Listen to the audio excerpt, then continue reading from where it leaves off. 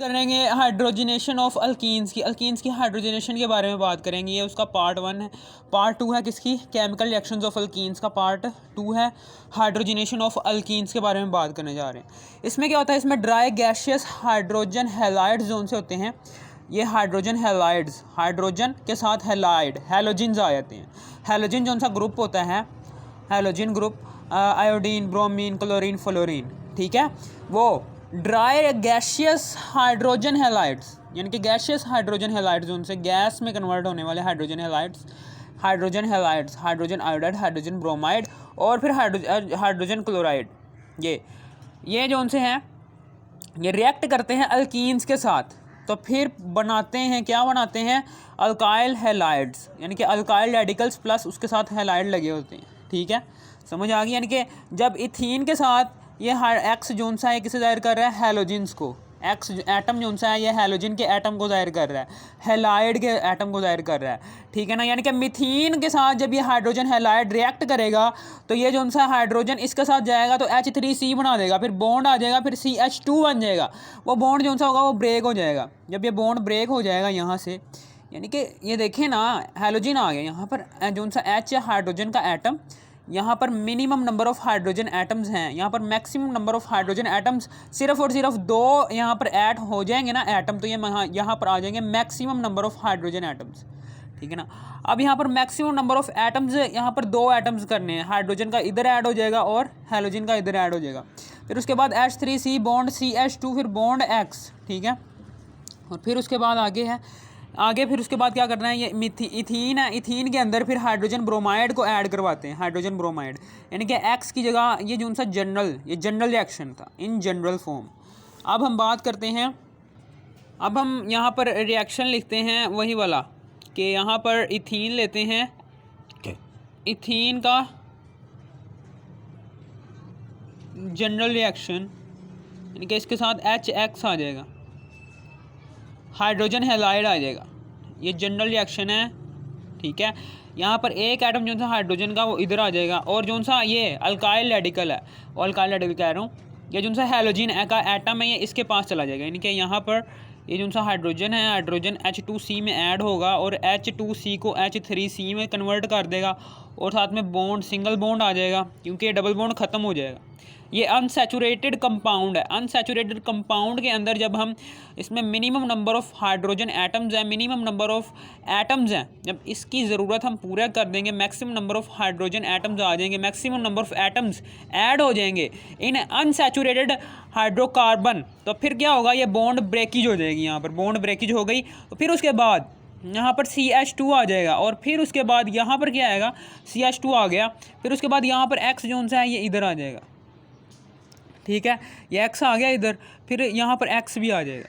ठीक है ना, जोन सा हाइड्रोजन का एटम है वो इधर ऐड हो जाएगा, और X जोन सा वो इधर ऐड हो जाएगा। फिर इसी तरीके से आगे हम बात करते हैं H2C डबल बॉन्ड CH2 फिर प्लस, फिर HBr। यहाँ पर क्या होगा, हाइड्रोजन का जो सा ये एटम है ये इधर ऐड होगा, ये लो जी, ये इधर ऐड हो गया, ये हाइड्रोजन का एटम इधर ऐड हो गया, और ये CH2 जो सा है ये बॉन्ड ब्रेकेज हो जाएगी। बॉन्ड ब्रेकेज क्यों है, क्योंकि अब मिनिमम नंबर ऑफ एटम्स से मैक्सिमम नंबर ऑफ एटम्स की तरफ ये वाला हाइड्रोकार्बन आ रहा है, यानी कि अब ये बन जाएगा एक मैक्सिमम नंबर ऑफ एटम रखने वाला हाइड्रोकार्बन। ठीक है, अब उसके बाद आगे हम बात करते हैं इसकी द ऑर्डर ऑफ रिएक्टिविटी के बारे में। आपकी बुक में लिखा हुआ है कि order of reactivity hydrogen halides की क्या है। पहले हाइड्रोजन आयोडाइड जो सी होती है उसकी क्या होती है, उसकी ज़्यादा होती है, फिर उसके बाद हाइड्रोजन ब्रोमाइड की कम होती है, फिर हाइड्रोजन क्लोराइड की उससे भी कम होती है। रिएक्टिविटी क्यों कम हो रही है, ये इसलिए कम हो रही है क्योंकि आयोडीन के ऊपर 53 इलेक्ट्रॉन्स एग्जिस्ट कर रहे हैं, और यहाँ पर 35 इलेक्ट्रॉन एग्जिस्ट कर रहे हैं, और इधर 17 इलेक्ट्रॉन्स एग्जिस्ट कर रहे हैं। फिर उसके बाद यहाँ पर क्या होगा, इलेक्ट्रॉन्स कहाँ पर ज़्यादा एग्जिस्ट कर रहे हैं, आयोडीन में ज़्यादा एग्जिस्ट कर रहे हैं। इसका मतलब क्या है, यहाँ पर नंबर ऑफ़ शेल्स ज़्यादा हैं एज़ कम्पेयर टू ब्रोमीन के और एज़ कम्पेयर टू क्लोरीन के। ठीक है ना, इसका मतलब है क्या, कि हम क्या कर सकते हैं, हम हाइड्रोजन आयोडाइड, ये जो सा बॉन्ड है इसको हम आसानी से ब्रेक कर सकते हैं। समझ रहे हैं ना बात समझ रहे हैं ना। जब ये देखें ना, ये इलेक्ट्रॉन की तादाद ज़्यादा होगी एक एटम के अंदर, आयोडीन के एटम के अंदर जब इलेक्ट्रॉन की तादाद ज़्यादा है, तो इलेक्ट्रॉन की तादाद ज़्यादा होने की वजह से, ठीक है ना, इलेक्ट्रॉन की तादाद ज़्यादा होने की वजह से नंबर ऑफ़ शेल्स में इजाफा होगा। नंबर ऑफ़ शेल्स में जैसे ही इजाफा होगा तो फिर वैलेंस शेल जो सा होगा, आयोडीन का जो सा वैलेंस शेल है उसका न्यूक्लियस के दरमियान फासला बहुत बढ़ जाएगा।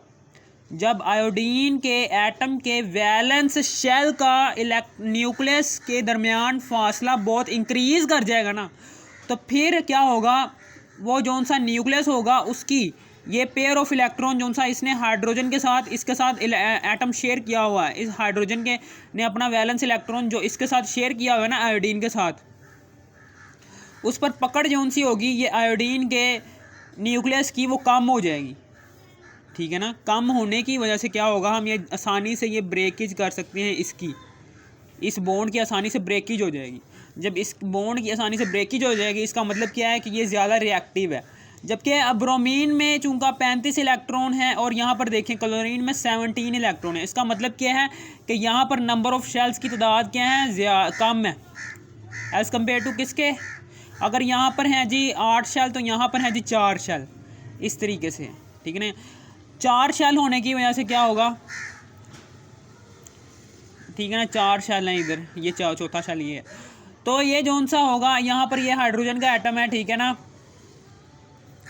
इसने एक इलेक्ट्रॉन जो सा शेयर किया हुआ है, तो फिर ये जो सा न्यूक्लियस है, न्यूक्लियस का वैलेंस शेल के दरमियान जो सा फासला है, न्यूक्लियस का ये वैलेंस शेल के दरमियान जो फासला है ये बहुत कम है as compare to iodine. Iodine का एटम बहुत बड़ा था, जिसकी वजह से इसका न्यूक्लियस जो सा था वो वैलेंस शेल से बहुत दूर था। अब यहाँ पर बहुत करीब हो चुका है, न्यूक्लियस वैलेंस शेल से बहुत करीब हो चुका है। इसका मतलब है क्या, इसका मतलब क्या है कि न्यूक्लियस की जो सी पकड़ है, न्यूक्लियस की जो सी पकड़ किसके लिए, इसके लिए, ये जो सा हाइड्रोजन ने अपना इलेक्ट्रॉन शेयर किया हुआ है इस क्लोरीन एटम के साथ, उस तक रसाई, उस तक पहुंचने की ताकत जो सी है, यानी कि ये जो सा है न्यूक्लियर चार्ज, न्यूक्लियस की ताकत जो इन शेयर्ड पेयर ऑफ इलेक्ट्रॉन के लिए बहुत ज़्यादा हो जाएगी। जैसे ही बहुत ज़्यादा हो जाएगी, जैसे ही ये ताकत जो सी है ये ज़्यादा हो जाएगी, जैसे ही ये न्यूक्लियर चार्ज, न्यूक्लियस की ताकत इन इलेक्ट्रॉन्स को खींचने की बहुत ज़्यादा हो जाएगी, तो हम ये कह सकते हैं कि ये बॉन्ड को तोड़ना भी बहुत मुश्किल होगा। ये देखें ना, यहाँ पर ये जो सा है, यहाँ पर फासला कम है, यहाँ पर नंबर ऑफ़ शेल्स ज़्यादा कम है। यहाँ पर नंबर ऑफ़ शेल्स कम होने की वजह से जो से इनर इलेक्ट्रॉन्स हैं वो न्यूक्लियस की कशिश को ज़्यादा एब्जॉर्ब नहीं कर सकते। यहाँ पर इनर इलेक्ट्रॉन्स आयोडीन में बहुत ज़्यादा थे, जिसकी वजह से वो न्यूक्लियस की कशिश को अपने अंदर जज़ब कर रहे थे, और उसको शेयर्ड पेयर ऑफ इलेक्ट्रॉन जो हाइड्रोजन ने आयोडीन के साथ शेयर किया हुआ था, एक इलेक्ट्रॉन, उस तक न्यूक्लियस की कशिश नहीं पहुँच पा रही थी। ठीक है ना। न्यूक्लियस की कशिश जो सी थी, इस न्यूक्लियस के आयोडीन के न्यूक्लियस की जो सी कशिश है अपने इन शेयर्ड पेयर ऑफ इलेक्ट्रॉन के लिए बहुत कम हुई जा रही थी, तो इसलिए हम ये बॉन्ड आसानी से ब्रेक कर सकते थे। लेकिन यहाँ पर ऐसा नहीं है। यहाँ पर हम हाइड्रोजन के इस इलेक्ट्रॉन को, इस वैलेंस इलेक्ट्रॉन को हम आसानी से, हाइड्रोजन ने जो सा ये वैलेंस इलेक्ट्रॉन अपना आयोडीन के वैलेंस इलेक्ट्रॉन के साथ शेयर किया हुआ है ना, इसको हम आसानी से ब्रेक नहीं कर सकते, क्योंकि यहाँ पर न्यूक्लियस और इस वैलेंस शेल के दरमियान फासला जो सा है ये बहुत कम है। फासला कम होने की वजह से एज़ कम्पेयर टू आयोडीन, जिसकी वजह से यहाँ ये स्ट्रॉन्ग बॉन्ड है एज़ कम्पेयर टू इसके आयोडीन के, एज़ कम्पेयर टू आयोडीन के। तो हम ये कह सकते हैं कि यहाँ पर जो सा है इसको ज़्यादा एनर्जी देनी पड़ेगी, ये बॉन्ड तोड़ने के लिए ज़्यादा एनर्जी देनी पड़ेगी, यानी कि ज़्यादा पैसे लगेंगे। एनर्जी देने का जो सा प्रोसेस होता है ना, बॉन्ड को एनर्जी देने का प्रोसेस, वो ज़्यादा पैसों वाला होता है, उस पर ज़्यादा पैसे खर्च होते हैं। ठीक है ना। यहाँ पर ज़्यादा पैसे लगेंगे, यहाँ पर कम पैसे लगेंगे। ठीक है, मजा आ गया। यहाँ पर ज़्यादा पैसे लगेंगे इस बॉन्ड को ब्रेकेज करने के लिए, तो हम ये कह सकते हैं कि इसकी एनर्जी ज़्यादा है, ये जल्दी से रिएक्ट नहीं करेगा, ज़्यादा एनर्जी प्रोवाइड करनी पड़ेगी। ठीक है ना, हमारा ज़्यादा खर्चा होगा।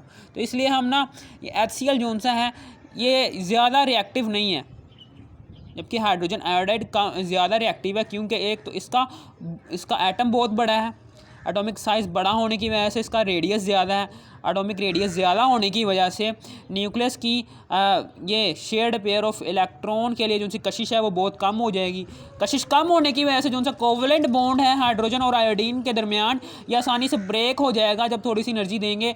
तो इस तरह से ये क्या है, ये बहुत ज़्यादा रिएक्टिव हो जाते हैं एज़ कम्पेयर टू HCl, ठीक है, क्योंकि हम आसानी से ब्रेक कर देंगे जब ये बॉन्ड। तो यहाँ पर ये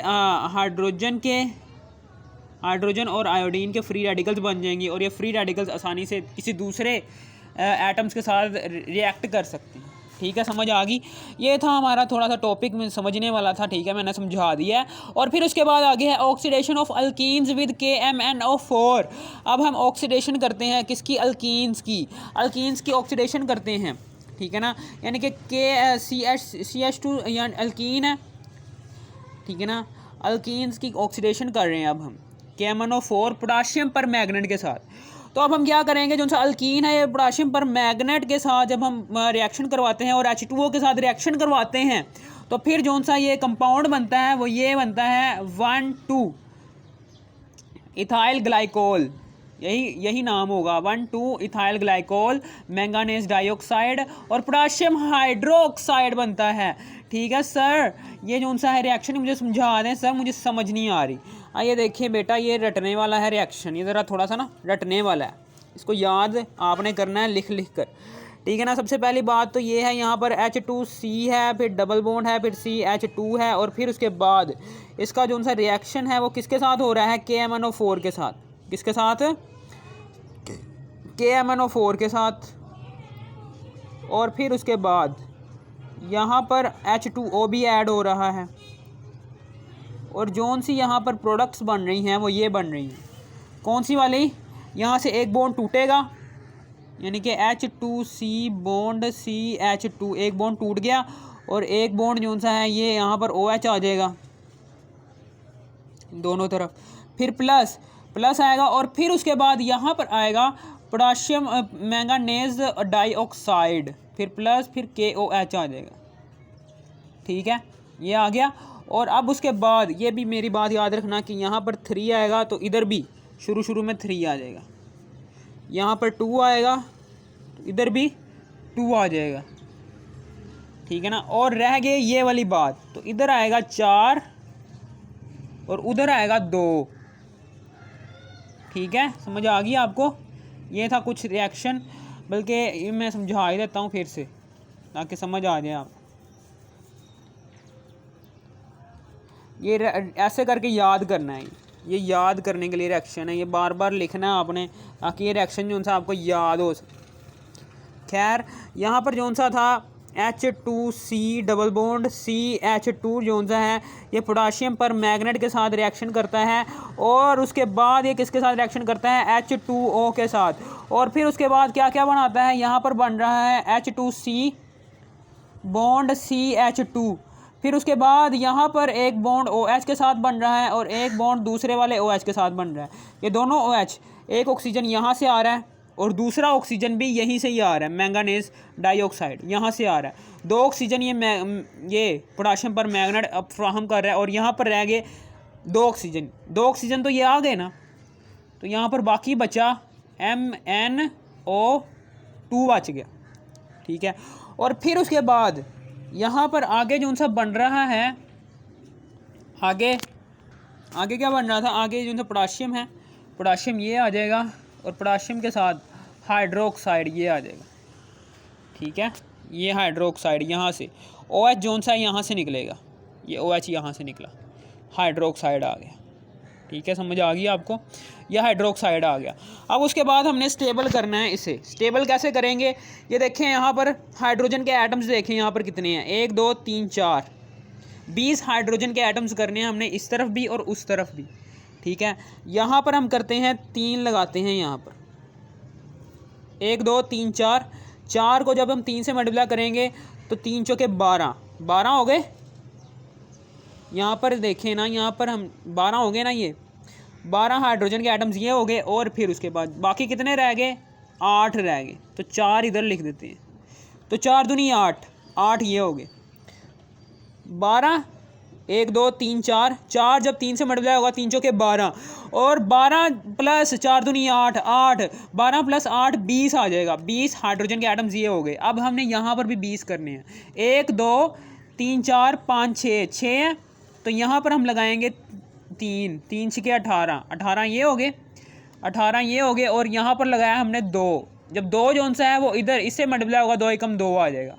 ठीक है ना, समझ आ गई। ये देखें यहाँ पर 2 हाइड्रोजन के एटम्स ये, और 1 2 3 4 5 6, 6 3 6 18, 18 19 20, 20 हाइड्रोजन के एटम्स ये हैं, और फिर उसके बाद 4 दूनी 8, 8 हाइड्रोजन के एटम्स ये हैं, और फिर उसके बाद 1 2 3 4, 4 को 3 से मल्टीप्लाई, 3 चौके 12, 12 और 8 20, 20 20 हो गए दोनों तरफ। अब हम कार्बन देखते हैं। कार्बन है 1 2, 2 कार्बन है, 2 कार्बन जो उनसे इससे मल्टीप्लाई होगा, 2 3 6, 6 कार्बन के एटम्स हैं। तो इधर जो उनसे हैं, इधर 1 2, 2 कार्बन के एटम्स ये हैं, तो 2 3 6, 6 कार्बन के एटम्स ये हो गए।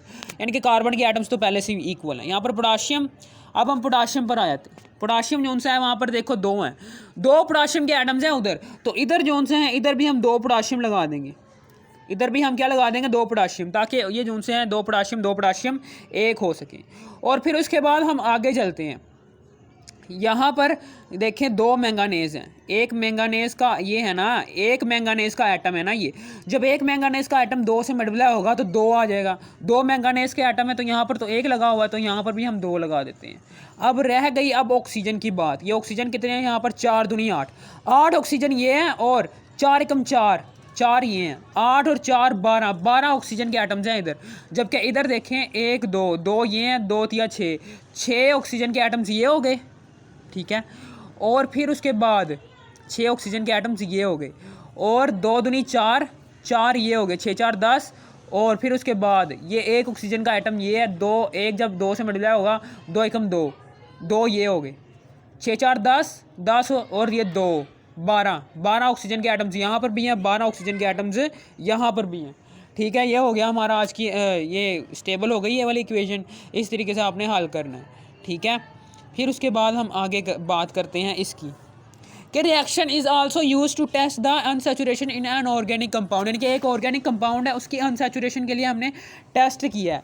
ये अनसैचुरेशन है, ये एक अनसैचुरेटेड कंपाउंड है। ये एक कौन सा कंपाउंड है, अनसैचुरेटेड कंपाउंड है। हमने इसको सैचुरेटेड कंपाउंड में कन्वर्ट किया है। ये देखें सैचुरेटेड कंपाउंड में कैसे कन्वर्ट किया हमने, यहाँ पर मिनिमम नंबर ऑफ एटम्स थे ड्यू टू डबल बॉन्ड, लेकिन हमने डबल बॉन्ड को ख़त्म किया और सिंगल बॉन्ड लगाया। सिंगल बॉन्ड लगाते साथ ही यहाँ पर 2 बॉन्ड जोन से हैं इस कार्बन एटम के, दोनों बॉन्ड जोन से थे वो फ्री हो गए। अब इन दोनों बॉन्ड्स पर यहाँ पर OH के एटम्स आ गए। ठीक है ना, यानी कि जितनी भी कसर रह गई थी इसमें एटम्स की, वो यहाँ पर पूरी हो चुकी है। यहाँ पर maximum number of atoms add हो चुके हैं इन अनसैचुरेटेड हाइड्रोकार्बन। तो हम ये कह सकते हैं कि ये बन चुका है सैचुरेटेड कंपाउंड। ठीक है, ये अनसैचुरेटेड कंपाउंड को सैचुरेटेड कंपाउंड में कन्वर्ट करने वाला एक केमिकल रिएक्शन है। ठीक है ना, वही लिखा हुआ था, reaction is also used to test the unsaturation in an organic compound, वही वाली लाइन लिखी हुई है। और फिर उसके बाद इथाइल जोन से आगे यूज़ है। ठीक है ना, कि जोन सा यूज़ कहाँ पर होते हैं।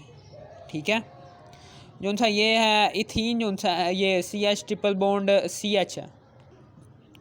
इथाइन जो सा है उसको हम कहाँ यूज़ कर सकते हैं, फलों को मसनूई पकाने के लिए। फलों को पकाने के लिए भी इस्तेमाल किया जाता है इस अल्काइन के इस मेंबर को। ठीक है, अल्काइन सीरीज़ के इस मेंबर को फलों को पकाने के लिए, मसनूई तौर पर पकाने के लिए भी इस्तेमाल किया जाता है। और फिर उसके बाद आम बेहोशी की दवा के तौर पर भी हम इस्तेमाल कर सकते हैं। ये उसका दूसरा यूज़ है। ये मैंने उर्दू में लिखे हुए ताकि आपको समझने में आसानी हो। और फिर उसके बाद आ गया पॉलीथीन की तैयारी के लिए भी ये एक प्लास्टिक का मवाद है। पॉलीथीन की तैयारी में भी इस्तेमाल होता है। पॉलीथीन जो सा ये एक प्लास्टिक का मवाद होता है। जिसे हम पैकेजिंग यानी कि शॉपिंग मॉल्स में जो उनसे पैकेट को पैकेज करते हैं, पैकेजिंग में इस्तेमाल होता है, यानी कि किसी भी प्रोडक्ट को बंद करने के लिए, पैकेजिंग करने के लिए, उस प्रोडक्ट को एक पैकेट में बंद करने के लिए, पैकेजिंग करने के लिए भी इस्तेमाल होता है इथाइलिन। खिलौने तैयार करने में इस्तेमाल होता है, थैले तैयार करने में इस्तेमाल होता है। और फिर उसके बाद आगे चलते हैं।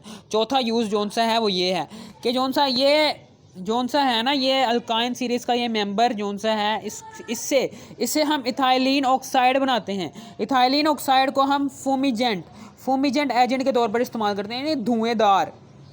इथाइलिन ऑक्साइड जौन सा होता है, ये इसका केमिकल फार्मूला है, ठीक है ना। केमिकल फार्मूला ये है इसका, इसे हम कहते हैं मॉलिक्यूलर फार्मूला। ये इसका मॉलिक्यूलर फार्मूला है। और ये एक फूमिजेंट के तौर पर इस्तेमाल होता है, यानी कि धुएंदार, जहाँ पर धुआं पैदा करने के लिए इस्तेमाल किया जाता है। और इथाइल अल्कोहल जौन सा है और डाईइथाइल ईथर, ये दोनों सॉल्वेंट्स हैं। ये दोनों कौन से सॉल्वेंट्स हैं? एक ऑर्गेनिक सॉल्वेंट्स हैं, ये दोनों ऑर्गेनिक सॉल्वेंट्स हैं, इथाइल अल्कोहल और डाईइथाइल ईथर, ठीक है। डाईइथाइल ईथर का जौन सा मॉलिक्यूलर फार्मूला है वो ये लिखा हुआ है, और जबकि इथाइल अल्कोहल का जौन सा मॉलिक्यूलर फार्मूला है वो ये लिखा हुआ है। और जौन सा इथाइलिन है, ये जो दोनों सॉल्वेंट के तौर पर इस्तेमाल हो रहे हैं। ये दोनों क्या है? ऑर्गेनिक सॉल्वेंट्स हैं। ये दोनों ऑर्गेनिक सॉल्वेंट्स हैं। ये दोनों कौन से सॉल्वेंट्स हैं? ऑर्गेनिक सॉल्वेंट्स हैं, ठीक है ना। इनको हम लेबोरेटरीज़ में एज अ सॉल्वेंट के तौर पर इस्तेमाल करते हैं, बहुत ज़्यादा यूज़ होता है इनका। और इथाइलिन ग्लाइकोल जौन सा होता है, ये एज अ एंटी फ्रीज़ के तौर पर इस्तेमाल होता है। आपकी बुक में लिखा हुआ है एंटी फ्रीज़ किसे कहते हैं। एंटी फ्रीज़ किसे कहते हैं सर? ये एंटी फ्रीज़ जौन सा होता है ना, ये मैकेनिकल हालात में जौन सा एंटी फ्रीज़ होता है ना, ये एंटी फ्रीज़ इथाइलिन ग्लाइकोल जौन सा, ये इसका ये है इथाइलिन ग्लाइकोल जौन सा है, ये इसका मॉलिक्यूलर फार्मूला है C2H6O। और फिर उसके बाद जौन सा ये मैकेनिकल हालात में 0 डिग्री सेल्सियस से नीचे के माहौल में इस्तेमाल करते हैं। मैकेनिकल हालात में जौन से मैकेनिकल हालात होते हैं, जौन से फैक्ट्रियों में चल रहे होते हैं, वहाँ पर 0 डिग्री सेल्सियस से नीचे का टेम्परेचर देने पर हम ये कर सकते हैं इस्तेमाल इथाइलिन ग्लाइकोल। इसका काम क्या होता है? इसका काम ये होता है कि उन आलात में जौन सा सॉल्वेंट इस्तेमाल हो रहा होता है ना, उसका फ्रीजिंग पॉइंट कम करना होता है। यानी कि जब आप when added to a water based fluid will reduce the freezing point of mixture when added to a water based fluid. जब आप एक वाटर बेस्ड फ्लूइड में डालते हैं इसे, मैकेनिकल मशीन के अंदर जो सा वाटर बेस्ड फ्लूइड होता है, जब हम उसमें इसका इस्तेमाल करते हैं इथाइलिन ग्लाइकोल का, तो वो रिड्यूस कर देता है फ्रीजिंग पॉइंट, वो फ्रीजिंग पॉइंट को कम कर देता है उस वाटर बेस्ड फ्लूइड का, ठीक है। फ्रीजिंग पॉइंट कम कर देता है, उस फ्रीजिंग पॉइंट कम कर देता है। और अब जब हमने वो इथाइलिन ग्लाइकोल मैकेनिकल मशीन के अंदर जौन सा हमने वाटर बेस्ड फ्लूइड इस्तेमाल किया है उसके अंदर डालेंगे, तो वो एक मिक्सचर बन जाएगा। इस तरह से वो उस मिक्सचर का फ्रीजिंग पॉइंट क्या कर देगा? कम कर देगा। ये इसका एक काम था, ये इसका क्या था? एक काम था, ठीक है ना। और ये 0 डिग्री सेल्सियस से नीचे के माहौल में इसका इस्तेमाल होता है, ये लाजमी बात याद रखनी है। तो आपकी इन्फॉर्मेशन के लिए था, ठीक है, इन्फॉर्मेशन के लिए था कि मैकेनिकल हालात में 0 डिग्री सेल्सियस से नीचे का माहौल आपने देना है इस इथाइलिन ग्लाइकोल को जब आप मैकेनिकल हालात में डालते हैं। मैकेनिकल मशीन के अंदर जो उनसे कारखानों में इस्तेमाल हो रही होती है, उसके अंदर ख़ास तौर पर ऐसे फ्लूइड्स होते हैं कि जिनका टेम्परेचर जो सा होता है वो रिड्यूस करना होता है, इनका उसका फ्रीजिंग पॉइंट कम करना होता है, ताकि वो जल्दी से फ्रीजिंग पॉइंट कम करना होता है, ताकि वो जल्दी से क्या हो, जल्दी से फ्रीज़ ना हो। यानी कि जौन सी बर्फ़ बन जाएंगे अगर वो फ्लूइड, तो ये मशीन जौन सी होगी ये ख़राब हो सकती है, यानी कि जाम भी हो सकती है।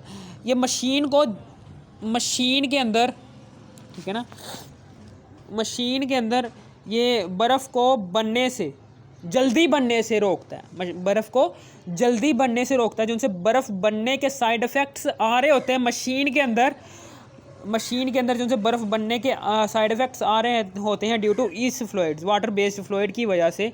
जो उनसे ये मैकेनिकल मशीन के अंदर जो उनसे बर्फ़ बनने के बाद जो उनसे साइड इफ़ेक्ट्स आ रहे होते हैं उसको कम करता है कौन सा? ये इथाइलिन ग्लाइकोल। जब आप इथाइलिन ग्लाइकोल को वाटर बेस्ड फ्लूइड में डालेंगे तो ये जो सा है ये उस फ्लूइड का फ्रीजिंग पॉइंट कम कर देगा। फ्रीजिंग पॉइंट कम करने का मकसद क्या है कि वो जल्दी से फ्रीज़ नहीं होगा।